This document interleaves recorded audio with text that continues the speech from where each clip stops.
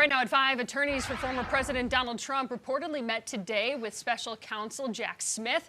CNN reports Trump's legal team is trying to delay the grand jury possibly handing down an indictment against Trump for his role in the January 6th insurrection. And they also want to, right now, iron out any logistics that would come with a possible indictment. Now, Queen City News Chief Legal Analyst Khalif Rhodes joining us now. Khalif, originally Donald Trump did not want to take this meeting, but he did. And today he's calling this meeting productive. Also, as Morgan just alluded to, his team has always said delay, delay, delay. So when we look at where we are, that we just found out just in the last hour that we would not receive an indictment today. Kind of take us inside of all of this. Well, I wasn't in the room, but I can say this. Him saying that it was productive is definitely the football equivalent to a Hail Mary. For sure, I can guarantee that it was not productive. It probably was informative. There was a lot of information that the government presented to his team that they learned exactly probably what they were doing, but I wouldn't probably call it productive.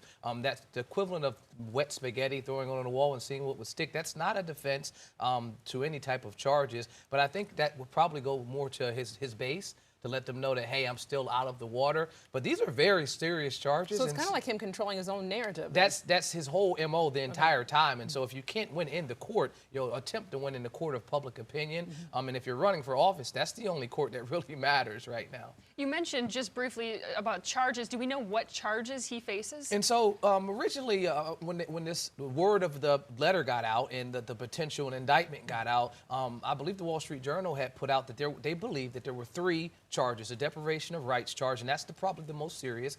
That carries a life term in prison.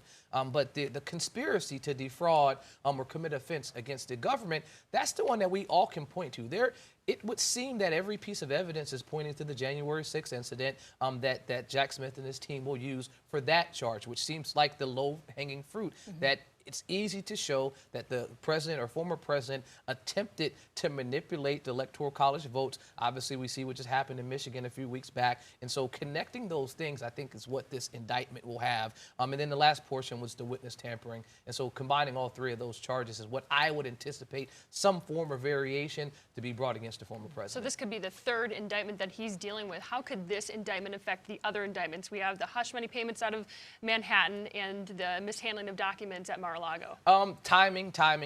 And so obviously it's kind of like you got to get in line and figure out when you can actually try one of these cases. I don't anticipate any of these cases going to trial, but you'll still have to calendar them. You'll have to have hearings. You'll have to have any type of pretrial motions. And even if the former president doesn't have to be there, his attorneys will have to be there. When you say you look at this case and they say it could be bad for the country if he is indicted, how do we take that? I mean, over the last few days, we've been in and out of court. We were in court yesterday with Hunter Biden, and today we're in court with the former president. And so bad, I think, is in the eye of the beholder.